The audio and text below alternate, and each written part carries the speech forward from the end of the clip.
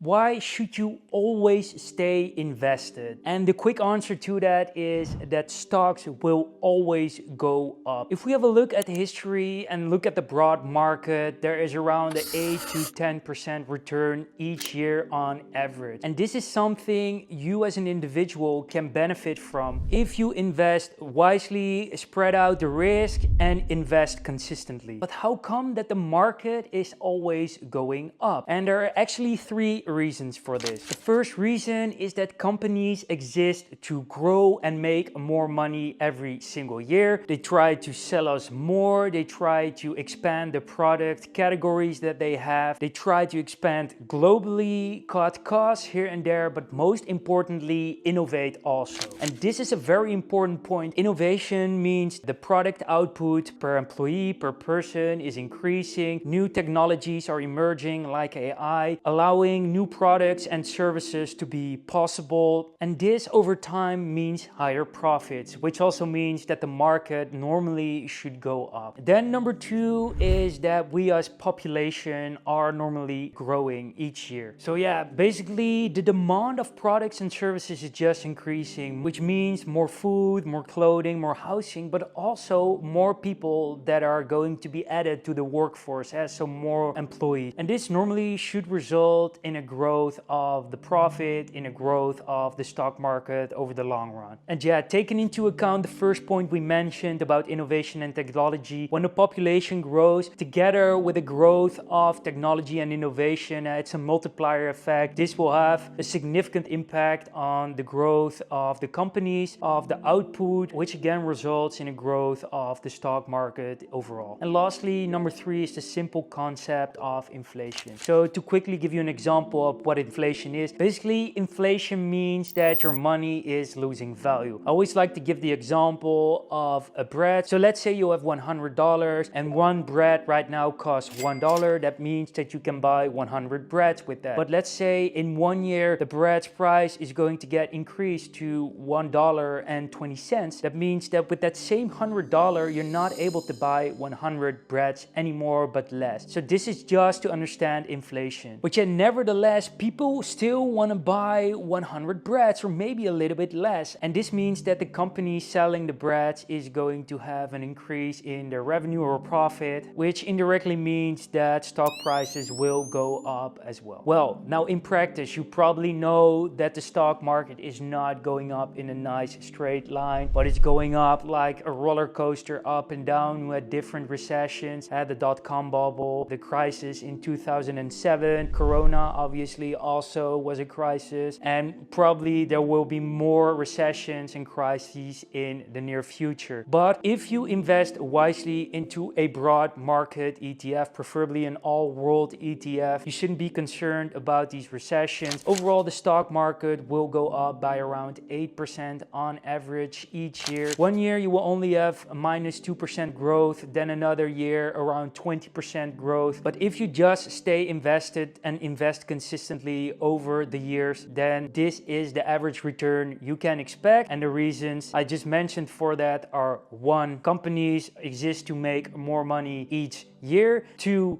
the population increases together with technology and innovations; 3, inflation. All right, guys, hope this was helpful. If you want to know more about finance and wealth, make sure to subscribe, hit the bell icon, and like this video, and see you in the next one. Peace.